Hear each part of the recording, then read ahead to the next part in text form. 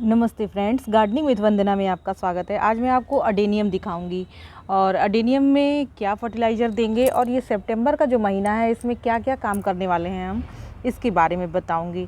तो बहुत प्यारे प्यारे से देखिए इस समय फूल आते हैं, तो आपने अडेनियम नहीं लगाया हो तो ये बेस्ट टाइम है अडेनियम ख़रीदने का। इस समय आप अगर ले लेते हैं अडेनियम का पौधा ख़रीदते हैं तो हालांकि इसके बाद ये थोड़ा डोरमेंसी में जाएगा। जब विंटर आएगा तो थोड़ी डोरमेंसी में रहता है, लेकिन उसके बाद फरवरी से इसमें अच्छे से फूल आ जाएंगे। तो अभी आप इस तरह के प्लांट लेते हैं तो आपके यहाँ क्या होगा कि इस्टेब्लिश हो जाएगा पौधा, और ज्यों ही विंटर ख़त्म होगा तो आपके यहाँ ये फूल से भर जाएगा। एक कलर वेराइटी ये है और एक ये बहुत प्यारा सा देखिए शेडेड कलर है, इसमें मरून टाइप का कलर है और अंदर से ये शेड वाला है। और एक ये है, ये भी रेड में ही इसमें फूल आते हैं और ये भी बहुत प्यारा सा फूल है। और ये छोटे छोटे पौधे लगे हुए हैं जिनको कि मुझे रिपोर्ट करना है और इसकी वीडियो मैं आपको ज़रूर दिखाऊंगी। तो ये देखिए रिपोर्ट करने का तरीका इसका देखिए क्या है कि जब आप इस तरह से जड़ें देखिए कितनी बाहर आ गई हैं, तो धीरे धीरे करके ये क्या है कि गमले को तोड़ देगा।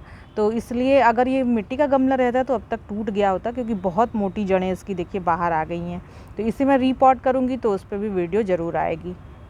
सितंबर के महीने में अडेनियम के पौधे में आप क्या क्या काम कर सकते हैं, पहले इस पे बात करते हैं। तो सबसे पहले तो इसमें खूब अच्छी सी फर्टिलाइज़र दे दीजिए, क्योंकि अभी आपका सितंबर अक्टूबर में अच्छी खासी धूप रहने वाली है। तो इसमें अच्छे से जब फर्टिलाइज़र रहेगा तो ये फूल देगा पौधा।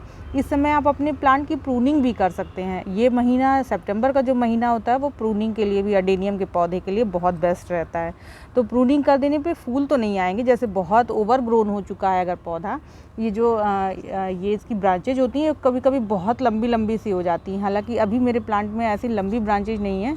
मैंने देखिए यहाँ प्रूनिंग की थी, यहाँ ये देखिए यहाँ प्रूनिंग की थी, तो एक ब्रांच यहाँ आई है, एक ब्रांच यहाँ आई है, और हो सकता है कि एक ब्रांच और भी निकले।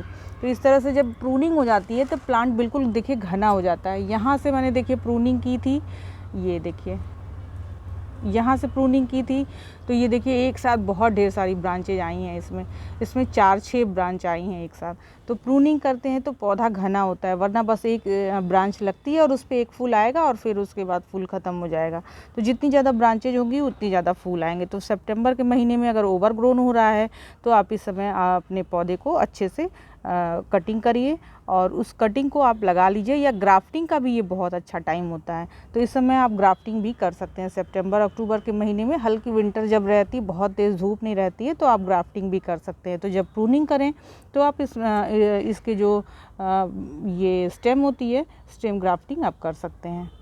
अभी बारिश का महीना बीता है और अभी भी कहीं कहीं बारिश हो भी रही है, लेकिन यह है कि अब इसको आपको धूप में रखने की ज़रूरत है। बहुत सारे लोगों ने इसे शेड में भी रख रखा होगा। हालांकि बारिश के दिनों में मैं अंदर नहीं रखती हूँ, क्योंकि ये बहुत बेस्ट टाइम होता है बारिश के दिनों में कॉर्डेक्स को मोटा करने के लिए। ये जो स्टेम जितनी मोटी करना चाहते हैं वो बरसात के दिनों में, अगर आपके प्लांट बाहर रहते हैं और अच्छी सी वेल ड्रेन मिट्टी है तो प्लांट ख़राब नहीं होंगे और स्टेम खूब मोटी हो जाएगी। तो बिल्कुल ये हेल्दी स्टेम इस तरह से देखिए कितनी मोटी सी एकदम, ये मैं अगर अपने हाथ से इसको पकड़ के दिखाऊं तो ये देखिए कितनी मोटी स्टेम इसकी हो गई है कि मेरे हाथ में ये आ नहीं रहा है, काफ़ी बाहर है। तो ये फुल सन में चलने वाला पौधा है, तो इसको आप पूरी सनलाइट में रखें, और जितनी ज़्यादा सनलाइट इस पर पड़ेगी फूल के कलर उतने सुंदर आएंगे। हाँ, ये हो सकता है कि जैसे ये अभी ये फूल खिल चुके हैं तो आप इसको थोड़ा सा शेड प्रोवाइड करेंगे तो इनके जो फूल हैं वो लॉन्ग लास्टिंग हो जाएंगे, यानी कि जो 4 से 5 दिन चलते थे वो 1 हफ्ते चलेंगे। बस इतना ही होगा, लेकिन यह है कि ये प्लांट धूप में ही रहने वाला है।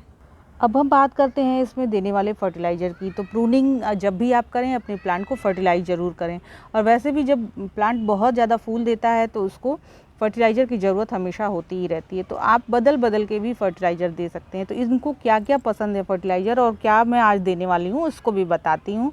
और इसमें डीएपी बहुत अच्छा काम करती है। आप डीएपी के 1 चम्मच डीएपी आप महीने में 1 बार देते हैं तो प्लांट की जो ग्रोथ है वो बहुत अच्छी होगी। और वेल ड्रेन मिट्टी बनाएं और इसमें से जो भी वीड्स वगैरह हैं वो बिल्कुल निकल आएँ। और जब भी आप देखेंगे तो बालू की मात्रा मेरे प्लांट में देखिए ज़्यादा रहती है। तो अडेनियम के पौधे को अगर केवल आप बालू में भी लगा देंगे तो भी ये बहुत अच्छे से ग्रोथ हो जाएगी इसकी। तो ज़्यादातर इसमें बालू ही है, देखिए बिल्कुल बालू जैसी इसकी मिट्टी है। और इस तरह की मिट्टी में ये ज़्यादा खुश रहते हैं और इसमें किसी भी तरह का फंगस नहीं लगती है।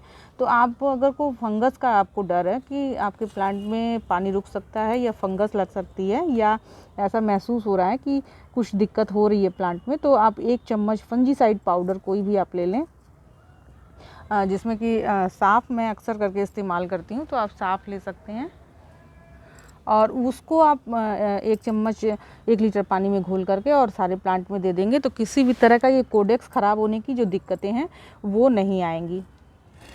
तो ये काम आप कर सकते हैं। और फर्टिलाइज़र में आपको बताया ही, डीएपी बहुत इसको पसंद है, पोटाश भी बहुत पसंद है। तो आप पोटाश आजकल मैं ऑर्गेनिक पोटाश यूज कर रही हूँ, तो आप वो भी यूज कर सकते हैं। या एक ऐसा फर्टिलाइज़र जो कि मैं अभी आपको दे करके भी इसमें दिखाती हूँ, वो इसमें बहुत बेस्ट काम करता है, ऑर्गेनिक भी है। और ये जो अडेनियम का पौधा है उसमें ऑर्गेनिक फर्टिलाइज़र आप देते हैं तो ये बहुत अच्छा काम करता है। और ये मैं दे रही हूँ, देखिए सीवीड ये ग्रेन्यूल फॉर्म में है और इसमें बहुत ही अच्छा काम करता है। तो सीवीड फर्टिलाइज़र में से इसको माइक्रो न्यूट्रिएंट भी मिलते हैं और भी बहुत तरह के जो एनपीके हैं वो भी मिलते हैं। सीवीड बहुत ही अच्छा फर्टिलाइज़र होता है। इसमें क्या क्या गुण होते हैं इस पर मैंने सेपरेट वीडियो बनाई हुई है, आप चाहें तो उसको देख सकते हैं। तो इसको जो देने का तरीका है, तो 1 चम्मच हम ले लेंगे और इसे 15 दिनों में एक बार अगर आप इस्तेमाल करते हैं, ये मैं 2 प्लांट में दूँगी और बस इसको ऐसे ही दे देना है मिट्टी में। ये देखिए ग्रेन्यूल फॉर्म में है, ये लिक्विड में भी आता है, तो आपको लिक्विड मिले तो वो दे सकते हैं। 1 लीटर पानी में आप 4 से 5 ml घोल करके और इसको दे दीजिएगा, तो ये प्लांट बहुत अच्छे से और तेज़ी से ग्रोथ होगी और जितनी भी इसकी नीड होती है वो सब पूरी होगी। और इसके अलावा एक इसको जो बेहतरीन फर्टिलाइज़र है वो बोन मील इसको बहुत पसंद है, तो आप 1 चम्मच महीने में बोन मील भी देते हैं तो ये बहुत बेस्ट रहता है। तो आप इसमें से कोई भी फर्टिलाइज़र आप दे सकते हैं, जो भी आपके पास हो, वो सब इसमें अच्छे काम करेंगे।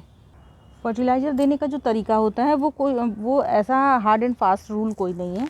आप किसी भी तरह का फर्टिलाइज़र अपने प्लांट की नीड के अकॉर्डिंग आप दे सकते हैं। बहुत ज़्यादा गर्मियाँ हैं तो आप क्या करें कि केमिकल फर्टिलाइज़र थोड़ा अवॉइड करें। तो जब गर्मी बहुत रहती है तो आप सीवीड दे दिया करें या बोन मील 1 चम्मच दे दिया करें। और ऐसे नॉर्मल दिनों में आप इसमें एनपीके 19-19-19 का भी फोलियर स्प्रे आप कर सकते हैं, वो भी इसमें बेहतरीन रिज़ल्ट देते हैं। और क्या होता है कि कभी कभी आपके यहाँ अडेनियम के पौधे में खूब पत्तियां हैं, फूल नहीं आते हैं, तो उसका एक रीज़न ये भी है कि बहुत ज़्यादा उसमें इसको नाइट्रोजन पसंद नहीं होती है। तो अगर नाइट्रोजन ज़्यादा हो गई तो फ्लावरिंग कम हो जाएगी और बहुत ढेर सारे पत्ते आ जाएंगे। तो इसलिए नाइट्रोजन वाली जो खादें हैं उसको थोड़ा कम देते हैं। इसमें वर्मी कंपोस्ट का जो घोल है वो थोड़ा थोड़ा ही आप दें, बहुत ज़्यादा देने की ज़रूरत नहीं है। क्योंकि ये क्या है कि जो गोबर वोबर की खाद होती है वो उसमें बहुत ज़्यादा नाइट्रोजन होता है, तो वो थोड़ा कम ही दें। जैसे महीने में अगर एक बार आप लिक्विड फर्टिलाइज़र कोई बनाते हैं तो उतना ही सफिशिएंट है इसके लिए। उससे ज़्यादा आपको, जैसे कि अन्य प्लांट में ये जो जैसे आप पीछे देखेंगे मोगरा है, तो मोगरा में बहुत ज़्यादा वर्मी कंपोस्ट या गोबर की खाद देने के लिए कही जाती है, वो काम आपको अडेनियम में नहीं करने हैं। तो अडेनियम में ये जो सारे फर्टिलाइज़र अभी मैंने बताया, डीएपी है और पोटाश है और बोन मील है, ये सारे ही फर्टिलाइज़र देने चाहिए। तो सितंबर के महीने में मैं इसमें क्या क्या करने वाली हूँ वो आपको बता दिया, फर्टिलाइज़र भी दे करके बता दिया। और इस वाले प्लांट को मैं रिपॉट करूँगी तो वो वीडियो आपको बना करके दिखाऊँगी, क्योंकि ये देखिए बिल्कुल ओवरग्रोन हो चुका है। तो वीडियो अच्छी लगी हो, इन्फॉर्मेटिव लगी हो तो एक लाइक ज़रूर करिएगा। और मेरे चैनल में नए हो, गार्डनिंग से रिलेटेड वीडियोज़ देखना चाहते हो, पसंद करते हो तो सब्सक्राइब भी कर लीजिएगा। नमस्ते फ्रेंड।